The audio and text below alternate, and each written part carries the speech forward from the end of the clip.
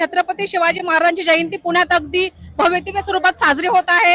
हा आहे शनिवार वाडा आणि लालमहल परिसर आपण बघू शकताय की सर्व हा जो रस्ता आहे तो अगदी शिवभक्तांनी फुलून निघाला आहे आणि रथ यात्रा जी आहे तिथं अप्रतिम आहे, वर्णनीय असं आहे।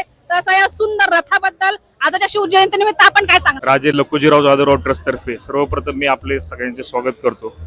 जाधव घराण्यातील राजे लखुजीराव जाधवराव हे छत्रपती शिवाजी महाराजांचे आजोबा।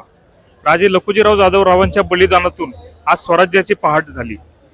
निजामाने ज्या पद्धतीने राजे लखुजीराव जाधवराव आणि त्यांची जी 4 मुलं त्यांचा वध केला देवगिरीच्या किल्ल्यामध्ये, दौलताबादच्या किल्ल्यामध्ये, त्यानंतर जे स्वराज्याची पहाट उगवली, राजमाता जिजाऊंनी ही प्रेरणा घेतली की आपल्याला हिंदवी स्वराज्य आणायचे आणि त्या स्वराज्यातून त्यांनी छत्रपती शिवाजी महाराजांना घडवलं, छत्रपती संभाजी महाराजांना घडवलं आणि आज आपण बघतो आहोत हिंदवी स्वराज्य फार मोठ्या प्रमाणात झालेलं आहे।